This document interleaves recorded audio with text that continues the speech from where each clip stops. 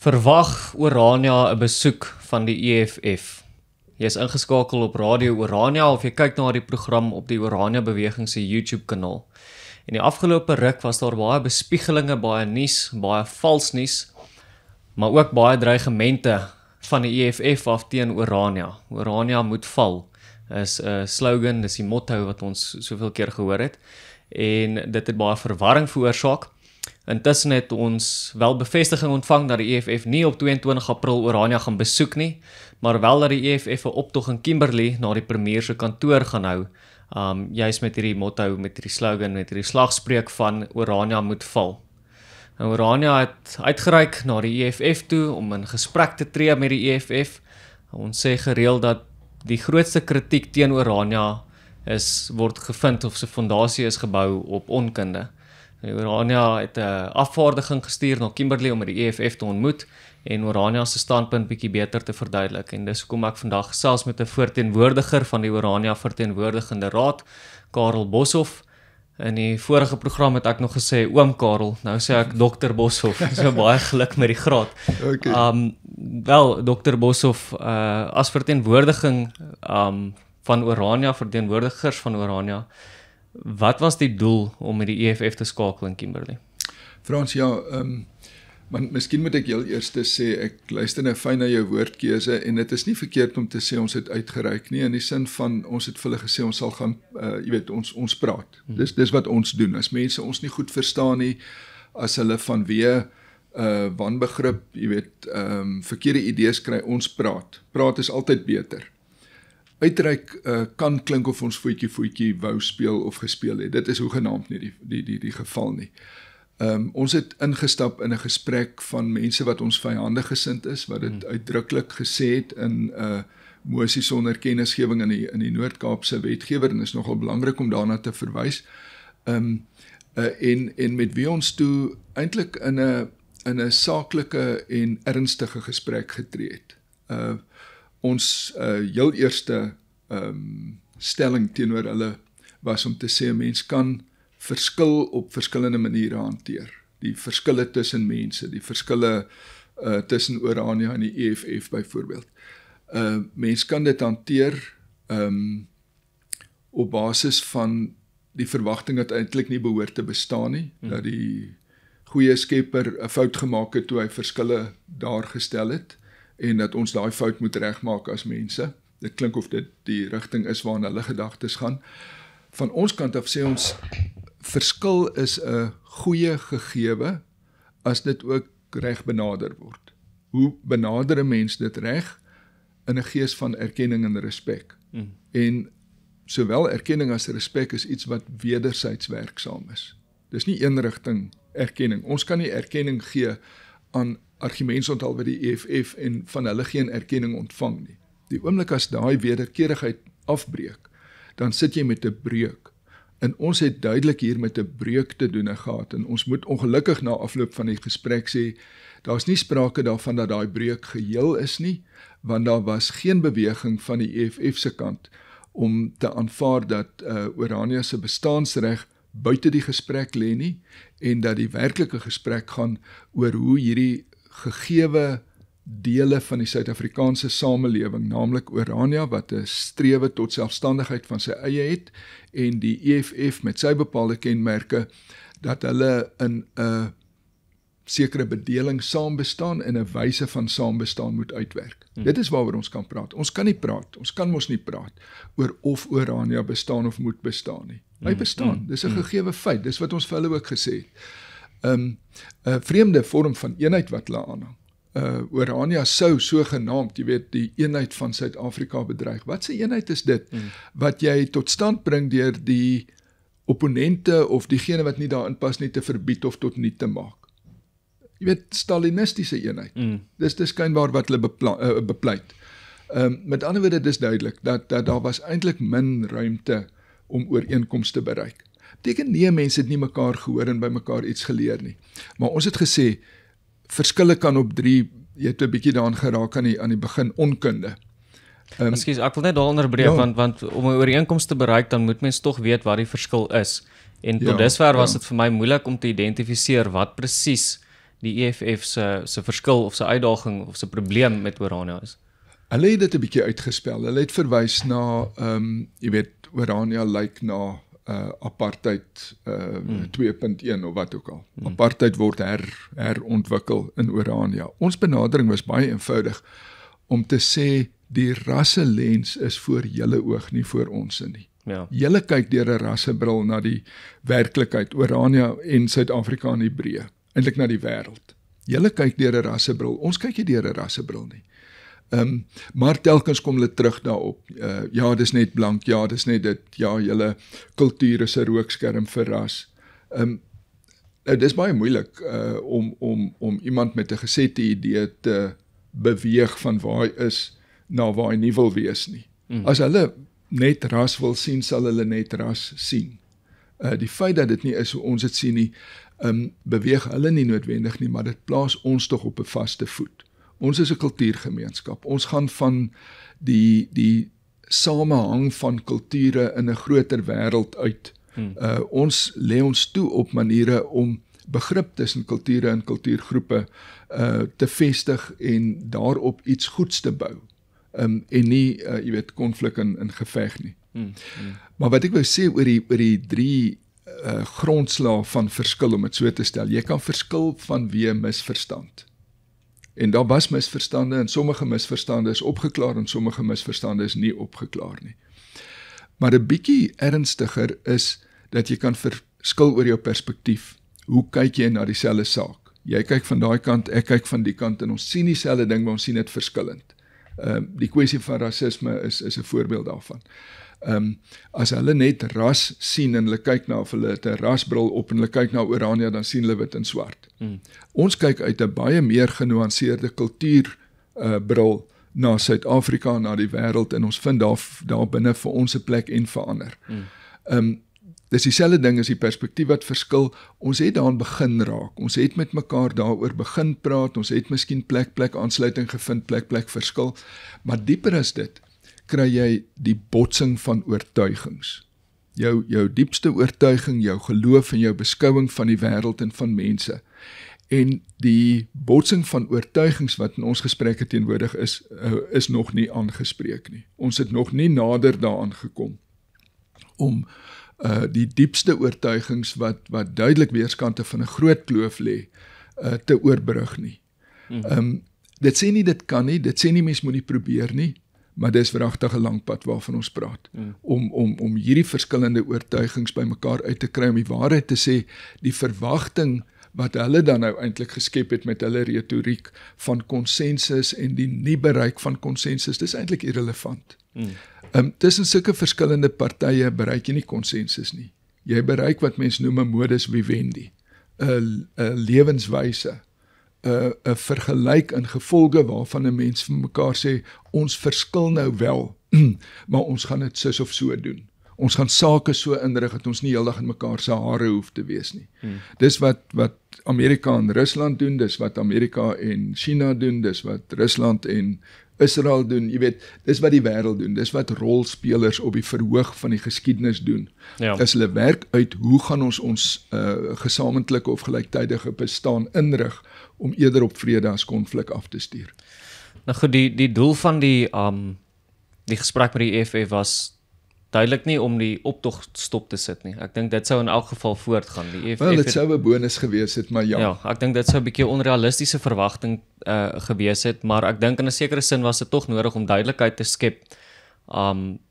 Die EFF hou 'n optog oor 'n krisis wat hulle, of oor 'n saak wat vir hulle krisis is, maar oor 'n gemeenskap wat hulle eenvoudig net nie verstaan nie. Ja. So miskien kan mens bietjie of in 'n sekere sin gelyke vind of net bietjie verskille of misverstande uitklaar.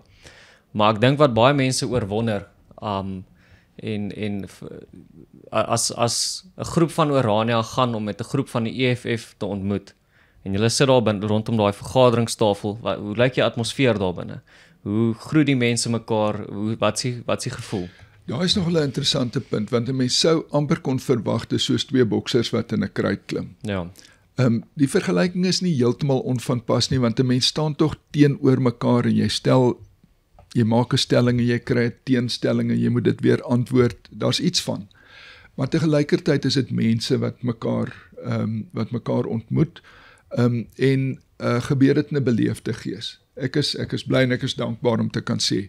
Die twee voorsitters sit aan die hoof van die tafel, van die Vryheidsfront aan die een kant, Dr. Wynand Boshoff as voorsitter en as mede-voorsitter meneer Shadrack Tluane, nou nie seker oor sy van die, inteendeel ek was seker, ek het dit nou net vir die oomblik vergeet, en hulle fasiliteer die gesprek, dit verloop ordelik, daar's beleefdheid, daar's soms ligte oomblikke, daar word soms skerp goed gesê, ons vestig mekaar se aandag daarop as goed skerp gesê word, ons drink saam tee, ons gaan 'n bietjie uit mekaar in kokes, ons kom weer by mekaar. Met ander woorde, daar vind 'n persoonlike interaksie plaas wat, dink ek, tog van die skerpste kante 'n bietjie afstomp. Ja. Wat nie beteken dat hulle nie steeds hulle politieke oogmerke het nie, en ons moet net nou iets oor hulle politieke oogmerke sê, maar dit beteken nie dat hulle nie hulle oogmerke het en dat ons nie ons oogmerke het nie. Maar die feit dat leiers tog met mekaar op 'n redelike, beleefde en volwasse wyse kan praat, is van betekenis. Teen die einde van die gesprek het hulle dit gesê en het ons dit gesê, en het dit tog ook die behoefte laat ontstaan om te sê, miskien moet ons meer van hierdie soort gesprekke hê, miskien ook ander kan die huidige politieke doelwitte wat hulle vir hulle self gestel het. Wanneer die water se bietjie stiller is en daar miskien 'n bietjie 'n oper gemoed is om wat ons nou maar sal sê, Suid-Afrika se verskeidenheid beter te verstaan en om ons volk se aspirasies beter te verstaan. Ja.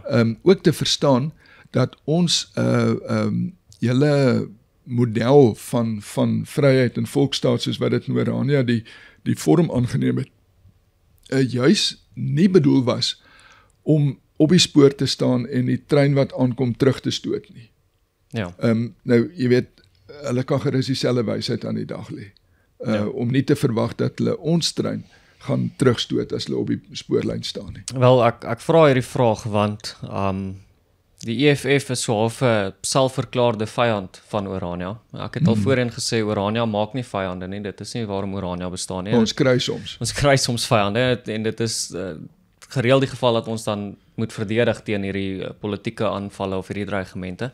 Maar dit is selde. Ek probeer dink aan 'n voorbeeld, maar dieselfde dat Orania iemand anders konfronteer of 'n vyandige boodskap aan iemand anders rig. Die EFF aan die ander kant tree vreeslik vyandig op teenoor Orania.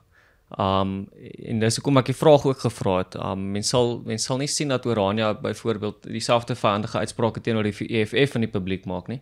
Ons het nie anti-EFF media veldtogte of die tipe van goed nie, wat ons het is positiewe, proaktiewe, kyk die gemeenskap wat ons bou en vestig, en dit kan dien as 'n voorbeeld, of dit kan self dien as 'n bloudruk vir ander gemeenskappe in Suid-Afrika. En dan hoor ons van plekke soos die EFF af, gewoonlik ook met een of ander strategie van, ons weet nie heeltemal wat daar aangaan in Orania nie, en omdat ons nie weet nie, moet dit verkeerd wees. So dit is selde 'n punt wat hulle aanraak wat hierdie spesifieke deel van Orania is verkeerd, maar tog kry ons dit dat hulle Orania aanval. En dis hoekom ek die vraag gevra het, is daar mate van, of beleef julle mate van skynheiligheid aan daardie tafel van, gister was julle bereid om Orania so uitdruklik sleg te sê in die media, en nou wil julle diplomaties met ons gesels, of plaas dit druk op die diplomatisiese gesprekvoering wat daar moet plaasvind, om te weet dat hierdie is dieselfde persone wat dinge soos Kiel de Boer sing. Ja. Kom ek sê, dis miskien 'n bietjie optimistiese blik op die vraag, maar die eerlikheid van die gesprek is wel positief. Goed. Ek gaan nie kan sê, ek dink die ander gespreksgenote gaan saamstem, dat ons met skynheiligheid te doen gehad het nie. Goed. Ons het met skerp verskil te doen gehad, wat op 'n ordentlike manier gestel is. Maar die ordentlike manier het niks van die skerpte weggeneem nie. En dis waar die eerlikheid in lê.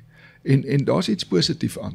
Dis moeiliker om met mense te praat wat jy nie eintlik kan vaspen nie, wat nie eintlik vir jou wil sê wat hulle glo, wat hulle dink, of wat hulle teen jou het, of wat ook al nie.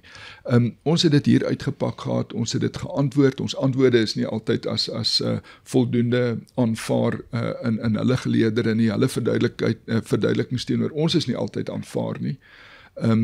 Maar die positiewe deel van die gesprek was die eerlikheid daarvan, en soos ek sê, dat dit op 'n sekere basisvlak van ordentlikheid plaasgevind het. Wat ook gebeur en wat baie interessant is, dis deel van ons aanslag. Ons gaan soek nie vyande nie, maar ons kry hulle soms. Dan is 'n natuurlike reaksie is om in 'n bietjie van 'n verdediging in te gaan. Maar ons is eintlik nogal versigtig vir die aanval-verdedig model, want hier lê jy nou op een lyn op 2 punte teenoor mekaar. Orania se sukses met diplomatie en skakeling lê baie keer daarin dat ons sê, weet jy wat, hier's nou die 2 pole, maar hier's 'n derde punt buite hulle.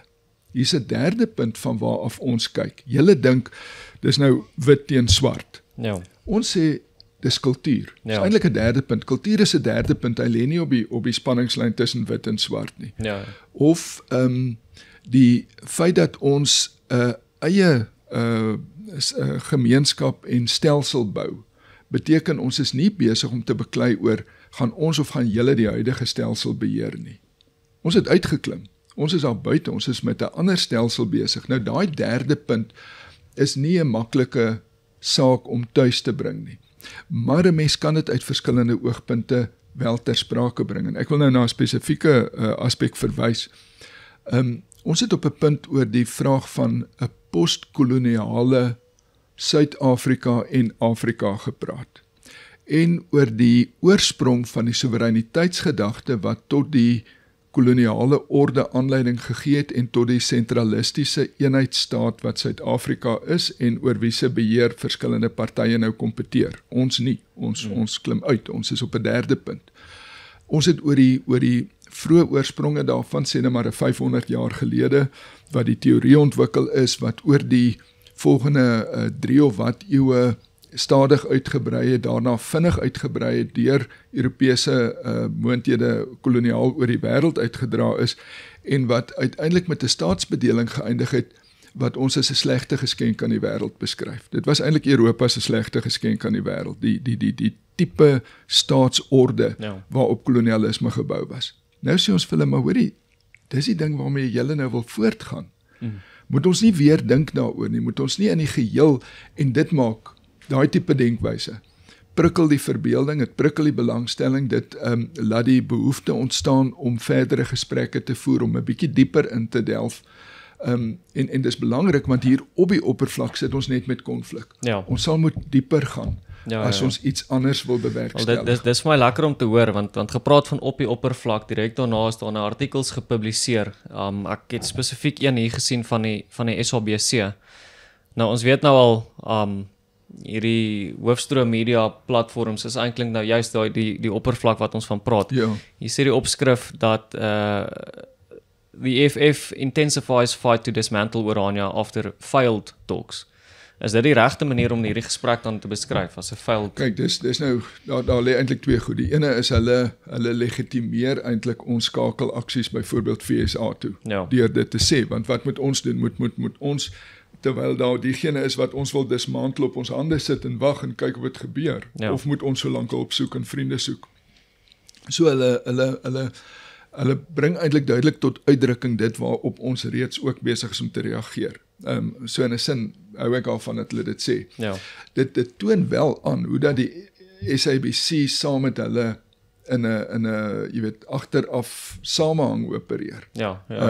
Die SABC wat reeds voor enige van ons daaraan kom teenwoordig is, hulle gaan die laaste van almal weg by die lokaal waar ons mekaar ontmoet het. Hulle is in hierdie ding ingetrek. Hulle is eintlik 'n agent van die partye. Dit terwyl ons meer op die inhoud van die gesprek geskakel het as gefokus het as op die media skakeling daarna. Maar kom ons sê die boodskap wat hulle dus willens en wetens uitgedra het met hulp van die SABC was om te sê hulle mars gaan voort. Hulle mars na die premier se kantoor toe. Dit gee vir mense al hoe meer 'n aanduiding dat hier 'n politieke oogmerk is wat nie die eerste plek met ons te doen het nie, dat ons 'n middel tot 'n doel is. En my vermoede is, dis 'n vermoede, dat hulle baie graag deel van 'n koalisieregering in die Noord-Kaap wil word. Ja. Die hele sogenaamde regering van nasionale eenheid is besig om in hersiening geneem te word na die begrotingskrisis. Dit spoel oor na die provinsies. Die Noord-Kaap is 50-50 verdeel, die ANC het nie 'n meerderheid nie.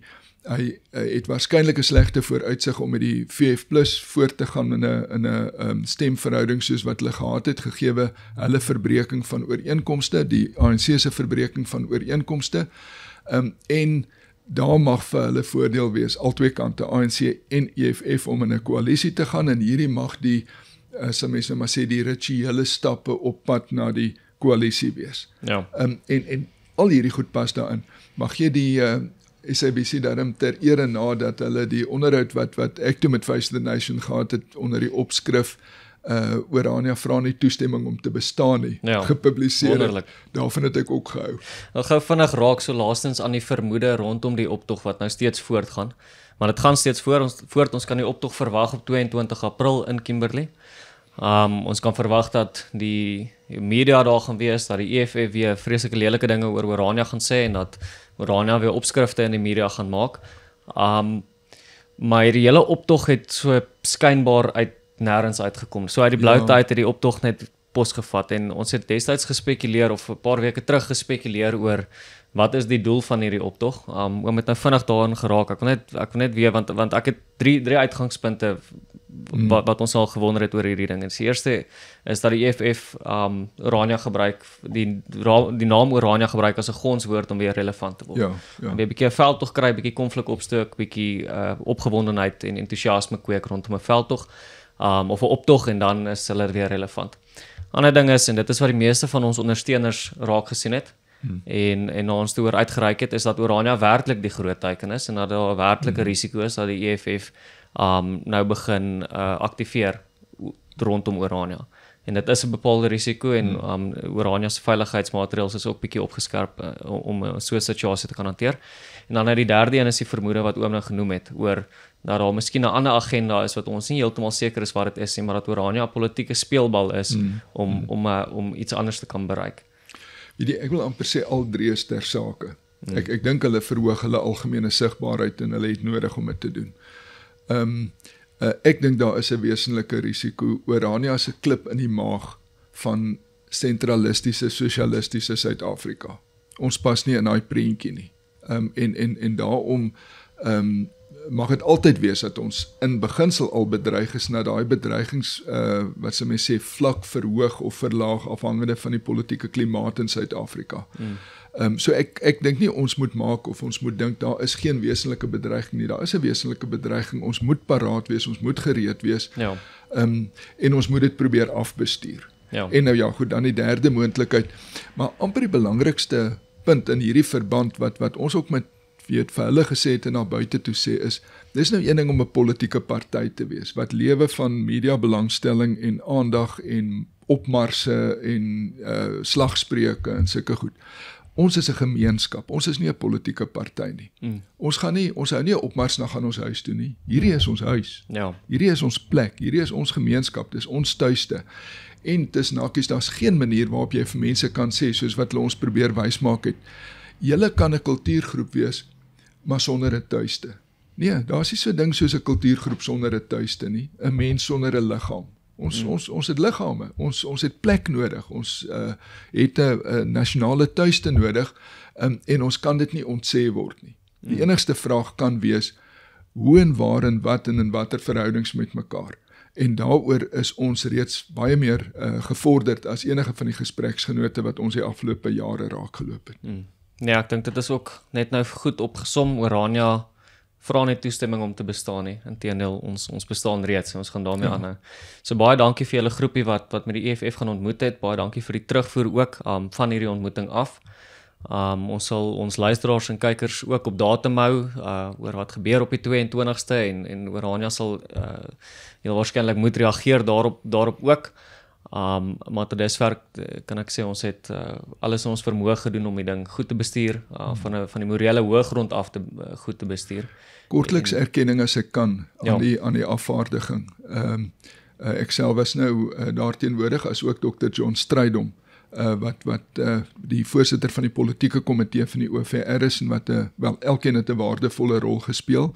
Hy het 'n belangrike rol gespeel, mevrou Lida Strydom wat voorsitter van OAB is, die dorpsraad, en wat ook 'n lid van die OVR is, was daar gewees. Ook Konrad Bason wat 'n OAB direkteur is, wat 'n bietjie die jonger garde verteenwoordig het, en daar's nogal heel wat daarna verwys, en Burger Lambrecht wat 'n kommunikasie hoof by OAB is. Dit was 'n saamgestelde gemengde afvaardiging, OAB en OVR, omdat OAB ons meeste inwoners en ons tersaaklike gebied verteenwoordig, en dit was 'n goed saamgestelde afvaardiging waartoe elkeen 'n besondere bydrae gelewer het, en wat 'n baie sterk boodskap aan die EFF afvaardiging voorgehou het. Ja, ek dink ons as Oraniërs is dankbaar vir julle verteenwoordiging daar.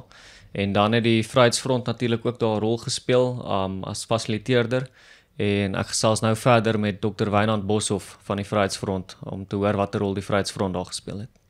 Nou ja, van een Dr. Boshoff na die volgende Dr. Boshoff. Dr. Wynand, baie welkom in die ateljee. Ons het nou net gesels met Dr. Karel Boshoff oor terugvoer van die OVR se kant af met die ontmoeting met die EFF in Kimberley.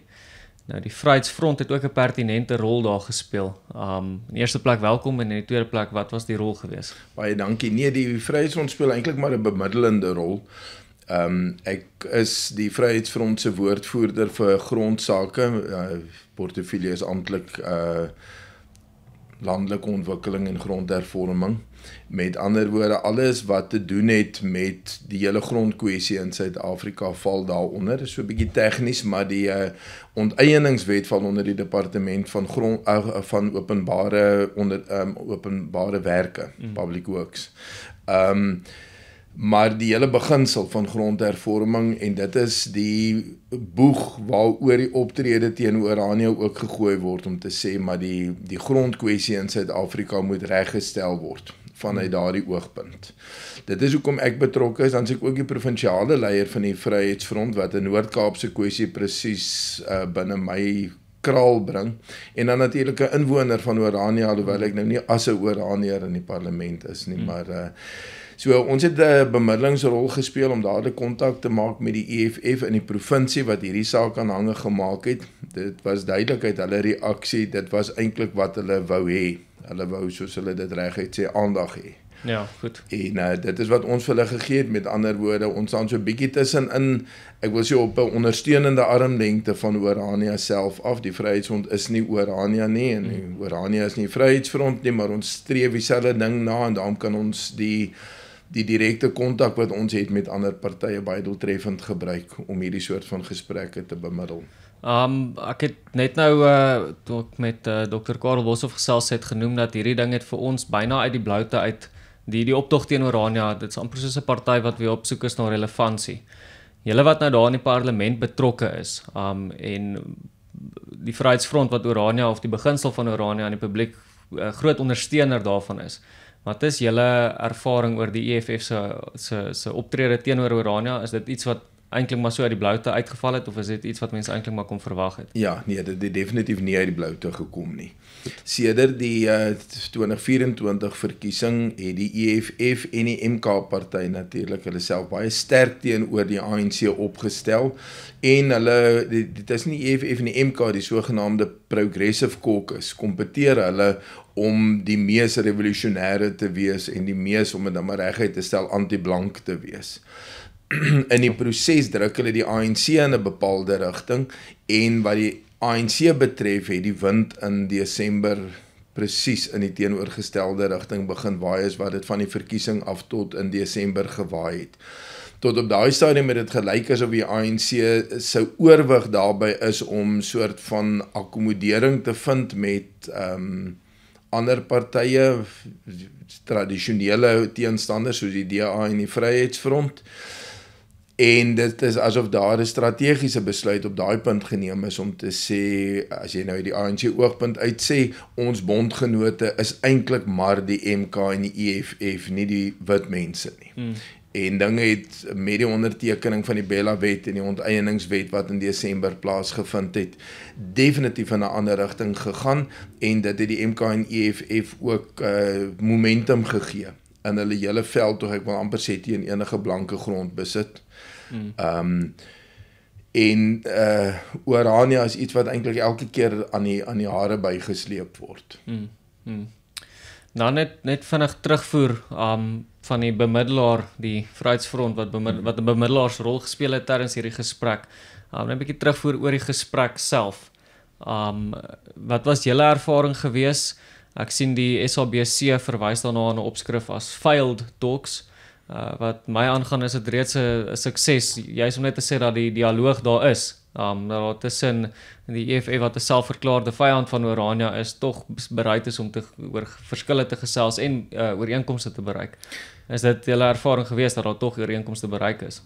Ja, kyk, aan die een kant is daar sekere misverstande wat 'n mens kon uitsorteer en uitklaar, maar soos wat Karel ook aan die einde van die samesprekings, en ek is seker in die gesprek met jou ook uitgelig het, daar's verskille van misverstand en daar's daar verskille van perspektief en daar's daar verskille van oortuiging. Ja, presies. Nou, as die veronderstelling was, ons gaan ons oortuigings by mekaar uitbring, nou ja, dan het dit misluk, maar ek dink niemand het dit regtig verwag nie. Dit is tog nou duidelik, ons is politieke opponente, in die volste sin van die woord, ek wil amper sê met niks in gemeen nie. Buiten wat vir my belangrik is om te sê dat ons en die EFF besef dat vryheid 'n ekonomiese grondslag het. Ja. Van die ander politieke partye hanteer dit baie keer asof die ekonomie is neutraal, dis maar daar ergens in die politiek is iets heel apart. Die feit dat politiek en ekonomie met mekaar verweef is wat die Vryheidsfront en die EFF aan verskillende kante van die spektrum verstaan. En dan is daar 'n ding wat vir ons belangrik is, en dit is dat die rigting waarin dinge met die Suid-Afrikaanse politiek op die oomblik gaan met radikale ekonomiese transformasie, om daai woord te gebruik, wat dan insluit grondrestitusie uit hulle terme of uit hulle oogpunt, en om nie 1913 meer as 'n eindpunt of 'n afsnypunt te sien nie, maar grondverwisselings wat in die 19de eeu plaasgevind het ook in te sluit. Dit is eintlik 'n uitkoms waarvoor Orania in 1991 reeds voorsiening gemaak het. Dit is omdat 'n mens daai uitkoms voorsien het met 'n magsoorname wat ons gesê het, maar dan ons 'n ander alternatief nodig. Toe het daai uitkoms nie in 1991 of 94 gekom nie.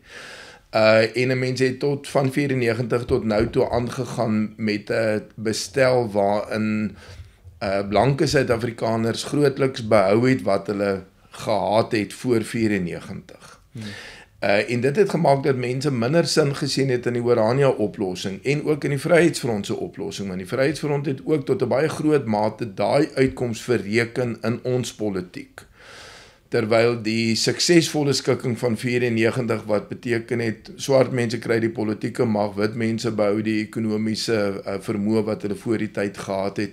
Dit het uit 'n blanke oogpunt na 'n fantastiese oplossing gelyk. Ons verloor net die probleem om die land te regeer. Dit was in elk geval nie meer baie lekker gewees teen daai tyd nie. Ja. Maar ons bou ekonomies alles wat ons gehad het, en dan hoekom sal jy nou gaan vir Orania? Ja. En ek dink deel van die gesprek is om daai perspektief tuis te bring. Die EFF sien Orania eintlik as die toppunt van white supremacy. Ja. Jy kry nou gewone boere oral in Suid-Afrika wat nou swart arbeid gebruik, en dan kry jy die ouens wat so rassisties, hulle wil nie eers swart arbeid gebruik nie, en dis Orania. Ja. En dat dit nie is wie ons is nie, dit kon ons dink ek suksesvol oordra. Nee goed, ek het eintlik 'n paar dinge wat ek daarop sal wou antwoord. Ongelukkig lyk dit vir my asof die tyd ons gaan vang. So net van Orania se kant af is ons altyd dankbaar om te weet dat ons ondersteuning van buite Orania ook het, van welke plek af. So dankie vir die rol wat die Vryheidsfront ook gespeel het tydens hierdie gesprekke. En dankie ook dat Dr. Boshoff vandag hier kom gesit het en kom gesels het om net die rol van die Vryheidsfront daar duidelik te maak. En dit was lekker om te gesels. Baie dankie Frans. Wat gaan die EFF maak op 22 April? Die EFF gaan optog teen Orania hou, 'n optog in Kimberley na die premier se kantoor. Wat gaan Oraniërs maak op 22 April? Ons gaan doodgewoon voort met ons vryheidsstrewe. Baie dankie dat jy ingeskakel het vir hierdie program. As jy 'n kyker op ons YouTube kanaal is, oorweeg dit om die video 'n duimpie te gee en vir ons 'n kommentaar te los in die kommentaar afdeling.